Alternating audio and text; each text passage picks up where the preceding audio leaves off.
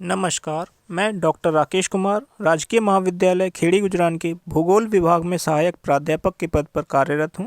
आज के इस वीडियो में हम टाइम स्केल अर्थात समय मापक को समझेंगे और साथ ही साथ एक उदाहरण के माध्यम से इसकी रचना विधि को विस्तार पूर्वक समझने का प्रयास करेंगे। पिछले वीडियो में हमने रैखिक मापक क्या होता है इसको विस्तार से जाना था और साथ ही साथ इसके विभिन्न प्रकारों पर विस्तार से चर्चा की थी। यहाँ स्क्रीन पर रैखिक मापक के विभिन्न प्रकार दिखाए गए हैं। इनमें से आज हम समय मापक या टाइम स्केल पर विस्तार से चर्चा करेंगे। समय मापक एक ऐसा तुलनात्मक मापक है जिसकी सहायता से किसी मानचित्र पर किसी विशेष माध्यम के द्वारा धरातलीय दूरी को तय करने में कितना समय लगता है ये दर्शाया जाता है। इसके लिए मानचित्र पर एक रैखिक मापक बनाया जाता है जिसके एक ओर धरातलीय दूरी को प्रदर्शित किया जाता है तथा दूसरी ओर उसके किसी विशेष माध्यम के द्वारा जिसके द्वारा हम धरातलीय दूरी तय करेंगे। ये एक गाड़ी भी हो सकती है, व्यक्ति हो सकता है, ट्रेन हो सकती है या फिर कोई और अन्य साधन हो सकता है। वो किस गति से धरातलीय दूरी को तय करता है उसके द्वारा वो निश्चित दूरी तय करने में कितना समय लगेगा ये दर्शाया जाता है। आइए एक उदाहरण के द्वारा समय मापक की रचना विधि को विस्तार पूर्वक समझने का प्रयास करते हैं। प्रश्न है, एक व्यक्ति 1 घंटे में 2 किलोमीटर की दूरी तय करता है, तो इसके लिए एक समय मापक की रचना कीजिए।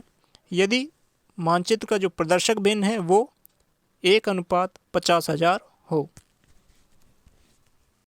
यहाँ पर भी हमें 2 चीज़ों के लिए गणना करनी है। सबसे पहले दूरी के लिए गणना और फिर समय के लिए गणना। तो आइए दूरी के लिए गणना इस प्रकार है। प्रदर्शक भिन्न है हमारा 1:50,000। अब क्योंकि हमें दूरी जो है किलोमीटर में पढ़नी है यहाँ पर, तो हम यहाँ पर RF को सेंटीमीटर में कन्वर्ट करेंगे। अर्थात मानचित्र पर 1 सेंटीमीटर की दूरी धरातल की 50,000 सेंटीमीटर की दूरी को दर्शा रहा है। अब सेंटीमीटर की जो दूरी है उसे हम किलोमीटर में कन्वर्ट करेंगे। क्योंकि हम जानते हैं 1 किलोमीटर में 1 लाख सेंटीमीटर होते हैं, इसीलिए 50,000 की जो धरातलीय दूरी है उसे हम 1 लाख से भाग देंगे या विभाजित करेंगे, तब हमारी जो धरातलीय दूरी है वो किलोमीटर में कन्वर्ट हो जाएगी। ऐसा करने के बाद हमारे मानचित्र की 1 सेंटीमीटर की जो दूरी है वो धरातल के 0.5 किलोमीटर को दर्शा रही है। अर्थात हमारा कथनात्मक मापक या स्टेटमेंट स्केल इस प्रकार है, 1 सेंटीमीटर अनुपात 0.5 किलोमीटर। समय मापक या रैखिक मापक की रचना के लिए उसकी लंबाई का चुनाव करना अति आवश्यक है। तो हम इस लंबाई को 10 सेंटीमीटर से 15 सेंटीमीटर के बीच ले सकते हैं, लेकिन यदि आपकी फाइल का जो आकार है वो बड़ा है तो आप 18 सेंटीमीटर या 20 सेंटीमीटर का मापक भी बना सकते हैं। हमने यहाँ पे अपने मापक की लंबाई 12 सेंटीमीटर ली है, इसीलिए जो हमारा कथनात्मक मापक है उसे भी हम 12 से गुणा कर देंगे। अर्थात मानचित्र की जो दूरी है 1 सेंटीमीटर उसको 12 से गुणा करेंगे और धरातलीय जो दूरी है 0.5 किलोमीटर उसे भी हम 12 से गुणा करेंगे। इस प्रकार से हमारी मानचित्र पर 12 सेंटीमीटर की जो रेखा होगी या मापक होगा वो धरातलीय दूरी 6 किलोमीटर को दर्शाएगा। अब क्योंकि हमने मानचित्र पर मापक की दूरी 12 सेंटीमीटर ली है जो धरातलीय दूरी 6 किलोमीटर को दर्शाएगा, अब हम दोनों भागों का इस तरह से विभाजन करेंगे कि दोनों ही दूरियां सुविधाजनक ढंग से बराबर भागों में बंट जाएं या पूर्णांक में विभाजित हो जाएं। तो हम यहाँ पर 6 प्राथमिक विभाग करेंगे संपूर्ण रेखा के। पूरा जो हमारा मापक है 12 सेंटीमीटर का, इसको हम 6 बराबर भागों में बांटेंगे। इससे हमारी मानचित्र की जो दूरी है वो भी पूर्णांक में विभाजित हो रही है और जो धरातलीय दूरी है 6 किलोमीटर वो भी पूर्णांक में विभाजित हो रही है जब हम उसे 6 से भाग करते हैं।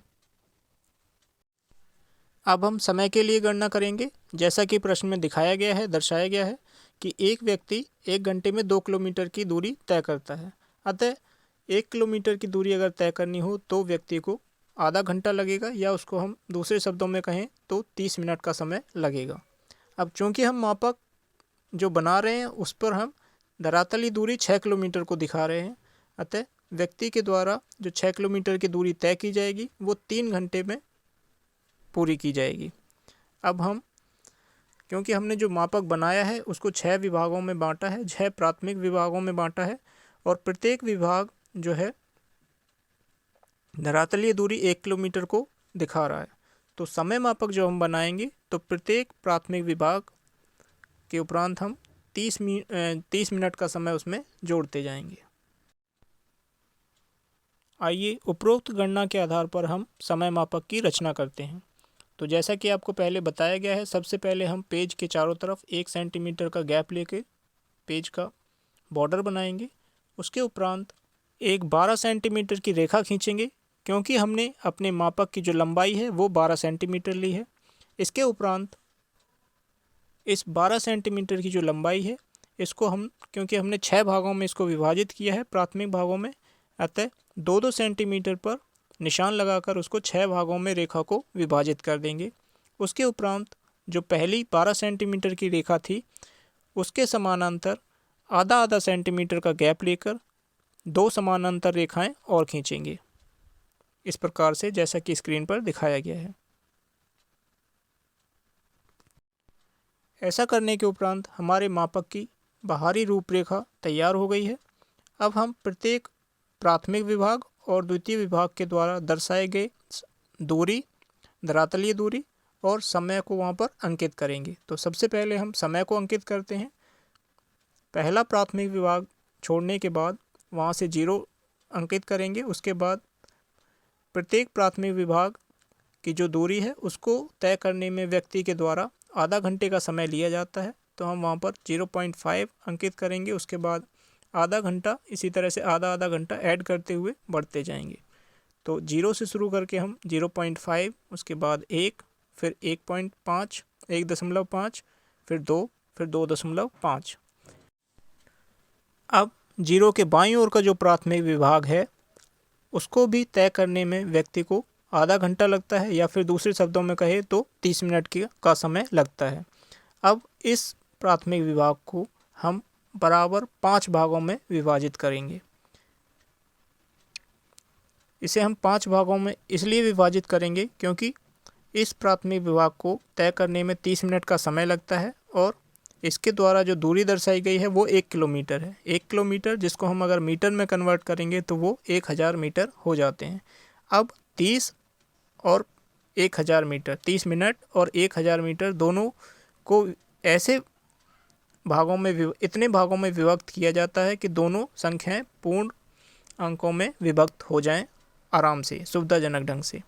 तो हम यहाँ पर पहला जो प्राथमिक विभाग है उसके हम 5 डिवीज़न करते हैं या 5 भाग करते हैं, क्योंकि 30 की संख्या है वो भी 5 से आसानी से भाग हो जाती है, और 1000 की संख्या है वो भी आसानी से 5 विभाजित हो जाएगी। तो जो पहला प्राथमिक विभाग था उसको हमने 5 बराबर भागों में बांटकर द्वितीय विभाग बना दिए हैं, और प्रत्येक द्वितीय विभाग पर हम समय का अंकन करेंगे, अर्थात 6 मिनट का समय, क्योंकि टोटल जो दूरी है वो 30 है, उसको हम 5 भागों में बांटेंगे तो एक द्वितीय विभाग को तय करने में व्यक्ति को 6 मिनट का समय लगेगा। तो 0 के बाईं ओर हमने जो समय लिखा है उसे हम मिनटों में प्रदर्शित कर रहे हैं, और 0 के दाईं ओर घंटों में समय को अंकित किया गया है। इसी प्रकार से हम धरातली जो दूरी है उसको भी हम मापक के नीचे की ओर अंकित कर देंगे। पहला प्राथमिक विभाग छोड़ेंगे, वहाँ से हम 0 और फिर 1, 2, 3, 4, 5, और जो पहला 0 के बाईं ओर पहला प्राथमिक विभाग था उस पे हम द्वितीय विभाग हमने किए हुए हैं। तो प्रत्येक द्वितीय विभाग के द्वारा 200 मीटर की दूरी दर्शाई जा रही है, तो इसका भी हमने वहाँ पर अंकन कर दिया है। इसके उपरांत प्रत्येक प्राथमिक व द्वितीय विभाग को हम काले रंग से रंग देंगे, जैसा कि आपको स्क्रीन पर दिखाया गया है। एक बॉक्स काला करेंगे, दूसरा वाइट छोड़ेंगे, तीसरा काला करेंगे, चौथा वाइट छोड़ेंगे। इस प्रकार से क्रम अनुसार सफ़ेद काला करके इसको हम सभी बॉक्सों को भर देंगे।